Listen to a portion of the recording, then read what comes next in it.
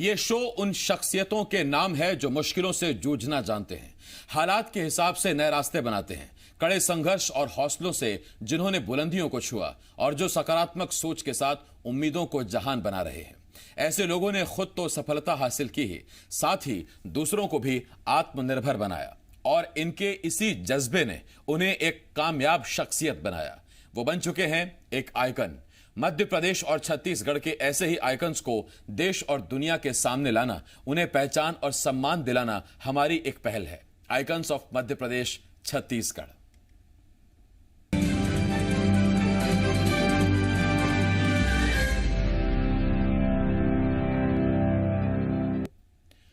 छत्तीसगढ़ के ऐसे ही एक आइकॉन हैं senior chartered accountant Vijay Pal गुलेया।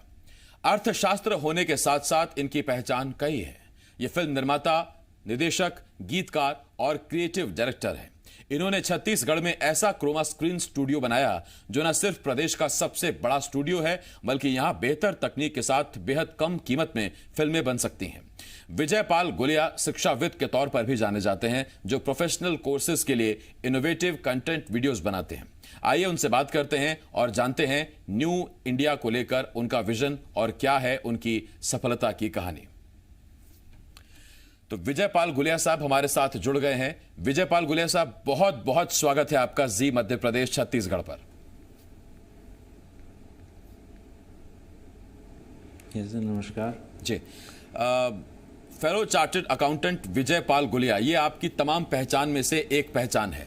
तो एक चार्टर्ड अकाउंटेंट से एक फिल्म डायरेक्टर, ये जरा आप बताएंगे कहां से प्रेरणा मिली, कहां चार्टर्ड अकाउंटेंट, कहां फिल्म डायरेक्टर, आप जरा बताइए।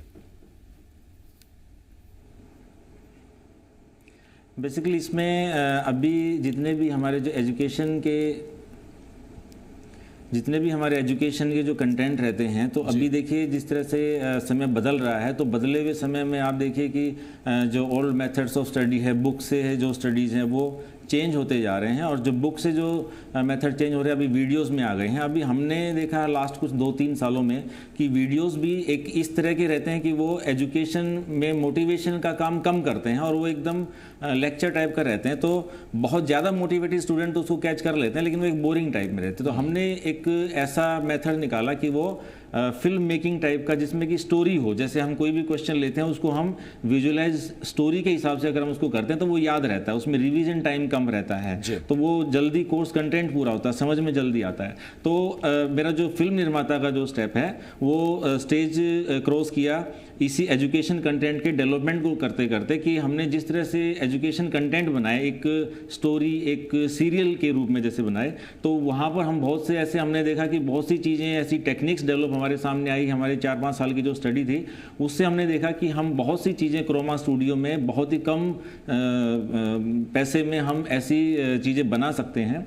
तो वहाँ से ये स्टेज मेरी क्रॉस हुई और मैंने देखा कि हम सबसे पहला जो मेरा प्रोजेक्ट फिर मैंने प्लान किया वो ये कि छत्तीसगढ़ के टूरिज़्म इंडस्ट्री के लिए सपोर्ट करने के लिए मैंने छत्तीसगढ़ के बहुत सारे टूरिज़्म स्पॉट्स पे हमने फुटेज लेके क्रोमा स्टूडियो में उसको डेवलप किया है। तो वो ये जो मेरी पहली जड़ जो मूवी है वो क्रोमा स्क्रीन पे छत्तीसगढ़ के सभी लोकेशंस को स्टोरी में इनकॉर्पोरेट करके उसको हमने इसको बनाया, जो अभी एडिट में है। तो ये हमारा एजुकेशन से सफ़र रहा मूवी मेकिंग का, फिल्म मेकिंग का। जी विजय पाल जी, छत्तीसगढ़िया फिल्मों, आपकी पहली मूवी जड़, इस पर भी हम बात करेंगे, इस क्रोमा स्टूडियो पर भी बात करेंगे। लेकिन फिलहाल तब जबकि दुनिया में हॉलीवुड बॉलीवुड का बोलबाला है, साउथ फिल्म इंडस्ट्री भी बहुत डेवलप कर चुकी है, वहाँ भी बहुत बड़े बजट की फिल्में अब बनती हैं। उस रेस में आज आप छत्तीसगढ़िया फिल्मों को कहाँ देखते हैं?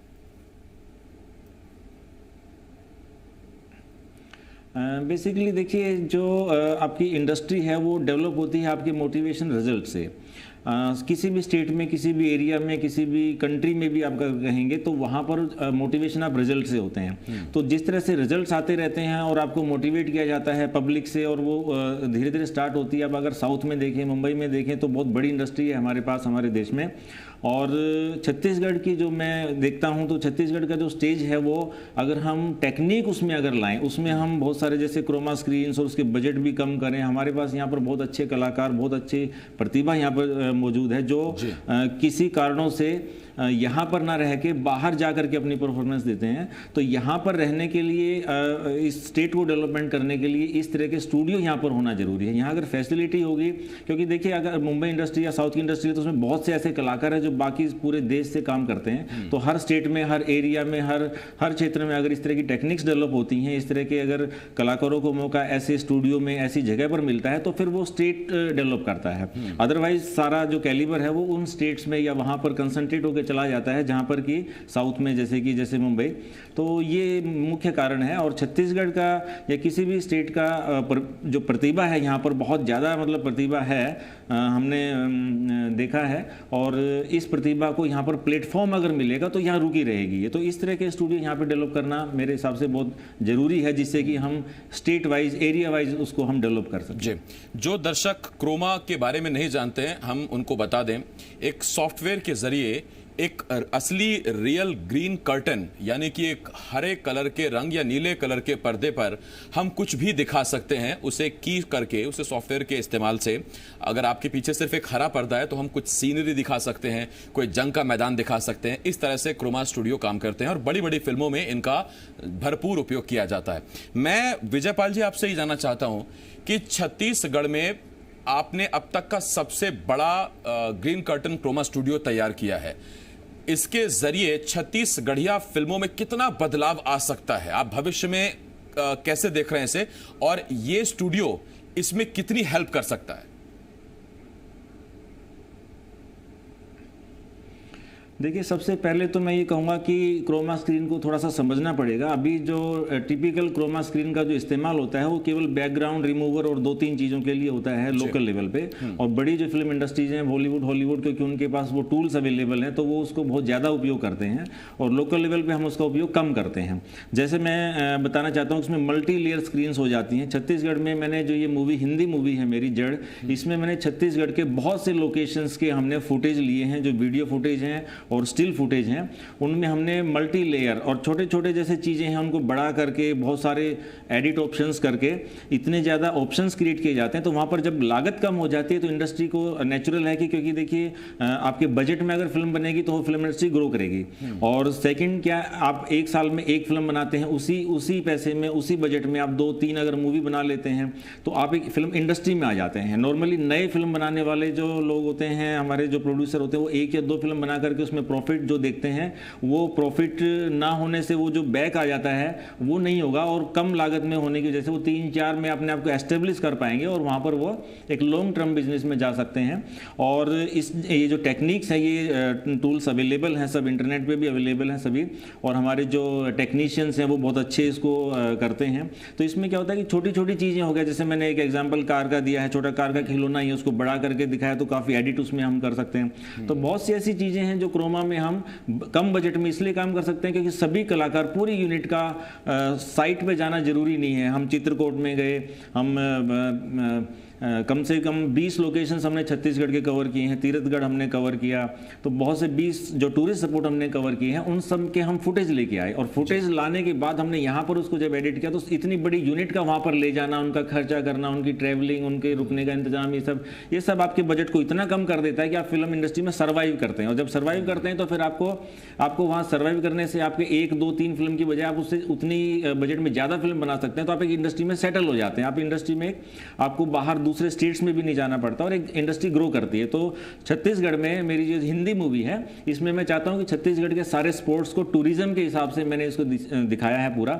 इसमें बहुत सारे ऐसे, जैसे बुक्का का हमारा वो है, रिजोर्ट है, बहुत शानदार है। कम से कम 20 लोकेशंस मैंने खुद ऐसी देखी हैं जो एकदम टूरिस्ट स्पॉट हैं। और वहाँ पर जब हिंदी फिल्म में जब पूरे देश में ये छा जाएगा कि हाँ भाई ये चीज़ें वहाँ पर एक्सप्लोर होंगी कि ये इतनी चीज़ें छत्तीसगढ़ में हैं, क्योंकि यहाँ पर बहुत से बाहर से लोग आए हुए रायपुर में है या सिटी में, उन्होंने छत्तीसगढ़ पूरा नहीं देखा है, तो वो फिल्म के जरिए जब इतनी चीज़ों को देखेंगे तो वाकई में ये बहुत मुझे बहुत आश्चर्य लगा कि इतनी चीज़ें हैं यहाँ पर देखने की, किसी भी स्टेट में है, और उनको एक्सप्लोर करना जरूरी है। उनको एक्सपोज करेंगे तभी लोगों को भी पता चलेगा और टूरिज्म इंडस्ट्री भी इससे ग्रो करती है। बिल्कुल, तो एक पंथ दो काज, मेरा एक मानना तो है। इतनी खूबसूरत लोकेशंस जानने को मिलेंगे और दूसरा ये कि अगर लोगों को इन लोकेशंस के बारे में जानकारी मिलेगी तो छत्तीसगढ़ को भी उसका फायदा होगा, सरकार को भी फायदा होगा, यहाँ के लोगों को भी फायदा होगा और छत्तीसगढ़िया फिल्म इंडस्ट्री को भी फायदा होगा।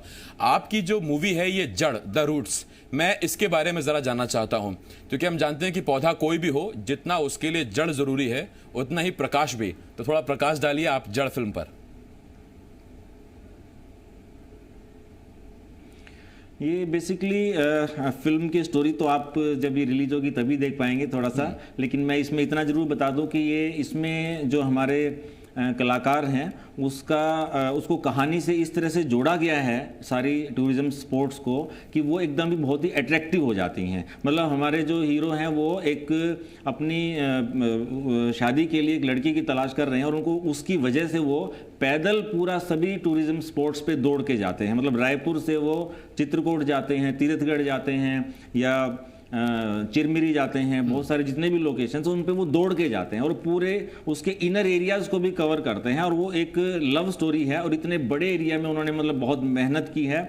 हमारे रियाज खान हमारे मेन हीरो हैं, हेमा शुक्ला हैं, इन्होंने काफ़ी मेहनत स्टेट के अंदर के एरियाज में की है। रोड क्रॉस करते हुए नदी, पर्वत, पहाड़, हर तरह के सीन्स हैं और वो एक अपनी शादी के लिए एक लड़की को ढूंढ रहे हैं और उसी बहाने उसी स्टोरी में बड़ा इंटरेस्टिंग हमने मोड बना करके उसको बहुत अच्छा दर्शकों को बहुत पसंद आएगी वो। और उसमें बहुत ज़्यादा ऐसे सीन हैं जो आपको एडिटेड सीन है जो बहुत बढ़िया आपको लगेंगे कि जैसे कि आप जंप कर रहे हैं चित्रकूट से, पानी से जंप कर रहे हैं, इतनी ऊंचाई से आप जंप कर रहे हैं स्क्रीन, क्रोमा स्क्रीन में। बहुत से ऐसी चीजें हैं जो आप मूवी के सामने आने पर ही, क्योंकि ये सब चीजें मैं बता नहीं सकता हूं आज के टाइम में। ठीक है, लेकिन दर्शक ये जरूर जानना चाहेंगे निश्चित रूप से विजय पाल जी कि आपकी फिल्म में जो हीरो हैं उनको उनकी हीरोइन कौन से स्पॉट पर मिली, वो जरूर जानना चाहेंगे। उसके लिए उन्हें फिल्म देखनी पड़ेगी। तो फिल्म कब तक तैयार हो जाएगी, क्योंकि आप बता रहे हैं इतना इंटरेस्ट आ रहा है इसमें, फिल्म कब तक बन जाएगी, कब इसे रिलीज कर रहे हैं और किस प्लेटफॉर्म पर रिलीज होगी? ये फिल्म अभी एडिटिंग में है और ऑल इंडिया लेवल पे हम इसको रिलीज़ करेंगे। ये हिंदी में है क्योंकि हम छत्तीसगढ़ को पूरे इंडियन प्लेटफॉर्म ही नहीं बल्कि पूरे मतलब विश्व के प्लेटफॉर्म पे रख देना चाहते हैं। और जितनी भी ये सारे बहुत, क्योंकि देखिए एक्सप्लोर करने के लिए बहुत सारी जगह थी, हमने बहुत सारी जगह को भी कवर किया। फिल्म का बजट भी बढ़ा और उसका क्योंकि हमने जब शुरू किया तो हमें लगा था कि 8-10 स्पॉट होंगे छत्तीसगढ़ में जो बहुत अट्रैक्टिव हो सकते हैं, लेकिन जब हमने उसको एक्चुअल में देखा तो स्टोरी हमें थोड़ी सी बदलनी पड़ी और काफ़ी हमने उसको कवर भी किया और उसको इंटरेस्टिंग मोड में भी कन्वर्ट करने के लिए। और दूसरा मैं यहाँ पर कलाकारों को बताऊंगा कि कलाकार हमने निर्णय लिया कि हम छत्तीसगढ़ से लेंगे, क्योंकि देखिए अगर हम कोई बिगेस्ट क्रोमा स्क्रीन या कोई भी हम यहाँ मूवी इंडस्ट्री अगर बनाते हैं तो उस इंडस्ट्री में अगर हम लोकल कलाकारों को अगर हम ग्रो करने का मौका नहीं देंगे तो फिर वो इंडस्ट्री कंसंट्रेट हो जाएगी हमारे फाइनेंशियल सिटी में, कैपिटल सिटी में। हमें ग्रो करने का, हमारे कलाकारों को ग्रो करने का मौका नहीं, भले ही वो नए हैं, हमारे बजट में भी फर्क पड़ेगा कि भाई अगर अच्छे कलाकार होते हैं, बजट वाले जो कलाकार होते हैं उससे हमारा बजट जरूर बढ़ता है, बट हमारे जो लोकल कलाकार हों उनको आगे बढ़ने का मौका नहीं मिलता है। तो सभी कलाकार मैंने यहाँ पर हमारी 30-35 कलाकारों की टीम है पूरी मूवी में, तो वो सभी कलाकार हमारे छत्तीसगढ़ से ही हैं। कुछ कलाकार उसमें ऐसे थे जिनकी ये पहली मूवी थी, तो हमने उनको वहाँ पर अपने ही क्रोमा स्क्रीन स्टूडियो में ट्रेनिंग दी और ट्रेनिंग दे करके हमने उनको निखारा, उनको बताया, उनको बार बार एडिट करके उनको क्रोमा स्क्रीन पहली बार उनको यूज़ हो रहा था, उनको बताया कि किस तरह से वो परफॉर्म करते हैं। और इस तरह से वो काफ़ी उनको बहुत इंटरेस्ट लगा उन चीज़ों में कि क्या ऐसा भी होता है, कई लोगों को तो ऐसा भी हमारे कलाकारों को पता चला। और छत्तीसगढ़ से भी काफ़ी कई फिल्में देने वाले भी कलाकार मेरे पास हैं। पूजा देवांगन हैं, वो काफ़ी छत्तीसगढ़ी फिल्में कर चुकी हैं और काफ़ी कलाकार हैं जो कर चुके हैं, लेकिन नए कलाकारों की संख्या भी बहुत ज़्यादा है। तो मुझे लगा कि 34-35 जो नए कलाकार उनको रोजगार देना मेरे लिए कि सौभाग्य की बात हुई कि छत्तीसगढ़ के कलाकारों के लिए मैंने थोड़ा सा कुछ कर पाया मैं, तो मेरे को काफ़ी अच्छा लगा इस बारे में। जी, चार्टर्ड अकाउंटेंट के तौर पर तो एक सवाल मैं आपसे पूछूंगा ही, क्योंकि आप सीनियर चार्टर्ड अकाउंटेंट हैं, देश की अर्थव्यवस्था के बारे में उस पर मैं सवाल जरूर पूछूंगा। लेकिन उससे पहले एक मेरा सवाल ये, कोरोना काल में फिल्म इंडस्ट्री को बहुत बड़ा नुकसान हुआ है, आपने ये एक बहुत अच्छी पहल की, 30-35 कलाकारों को आपने इस दौर में रोजगार दिया है, आपने उन्हें काम दिया और सबसे बड़ी बात यह कि छत्तीसगढ़िया लोगों को ही आपने मौका दिया। आगे आप फिल्म इंडस्ट्री को, कहीं की भी फिल्म इंडस्ट्री हो, चूंकि मॉल्स में अब सोशल डिस्टेंसिंग रखनी होगी, जाहिर बात है वहाँ इतनी भीड़ पहले की तरह नहीं जा पाएगी। अब प्लेटफॉर्म्स पर भी लोगों को विचार करना पड़ रहा है कि किस प्लेटफॉर्म पर रिलीज करें फिल्में, किस पर ना करें। आप अब फिल्म इंडस्ट्री को कहाँ देख रहे हैं इस दौर में, कोरोना से दौर में?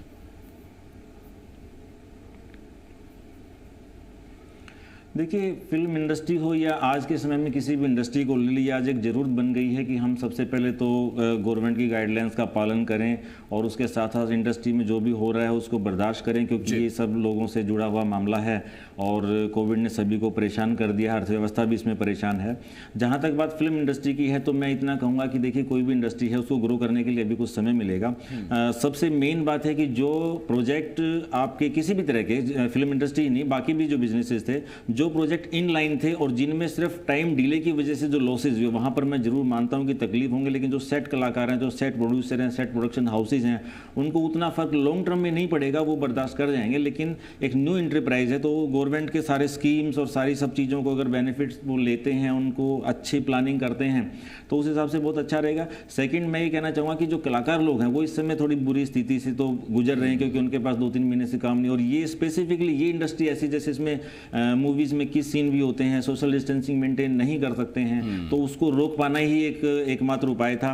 उसको धीरे धीरे चालू किया जा सकता है, उसमें कुछ गाइडलाइंस बना के सरकार की तरफ से, और उसमें कुछ प्रोजेक्ट ऐसे लाए जा सकते हैं जिनमें कि हम उस तरह के सीन ना करें, जैसे कि ऐसी स्टोरीज पे काम किया जा सकता है जो बहुत ज़्यादा इंटेंसिव सीन्स में ना रहे।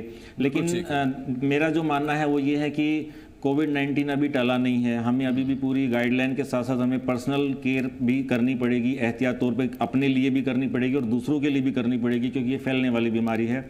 हम घरों से ना निकले। मैं आपके चैनल से ये ज़रूर बताना चाहूँगा कि देखिए, आप घरों से बाहर ज़रूरत होने पर ही निकलें, मास्क का भी उपयोग करें, सैनिटाइज करें अपने आप को, बार बार हाथ धोएं, सब चीज़ें करें जो गाइडलाइन सभी को मालूम। और आज इस बात को रिपीट करने की ज़रूरत नहीं है, लेकिन मैं इसलिए रिपीट कर रहा हूँ कि नए जो लोग जुड़ते हैं जिनको इस बारे में जानकारी नहीं है, तो जितनी हम ज़्यादा जानकारी फैलाएंगे उतना ही हमारे लिए फ़ायदेमंद है। फिल्म इंडस्ट्री की जहाँ तक बात है तो 6-7 महीने मुझे लगता है, क्योंकि देखिए जो अभी तो ऑफिस भी नहीं खुले हैं, सेंसर बोर्ड्स और सभी जो जुड़ी हुई चीज़ें हैं उनमें कामकाज का, लिमिटेड कामकाज का फ़र्क पड़ेगा, तो 5-6 महीने में ये चीज़ें स्टेबलाइज होनी चाहिए। वक्त लगेगा। मेरी कामना है कि थोड़ा जल्दी ये सब चीज़ें चालू हो जाए। बहुत बहुत शुक्रिया, आप हमारे साथ जुड़े। FCA विजयपाल गुलेया साहब आज हमारे साथ थे, आइकन छत्तीसगढ़ के, और जी मध्य प्रदेश छत्तीसगढ़ आइकन में आज विजयपाल गुलेया साहब बता रहे थे कामयाबी की कहानी, और वो बता रहे थे कि कैसे छत्तीसगढ़ में अब तक का सबसे बड़ा क्रोमा स्टूडियो उन्होंने तैयार किया है, और हम उम्मीद करते हैं कि इससे छत्तीसगढ़िया फिल्मों में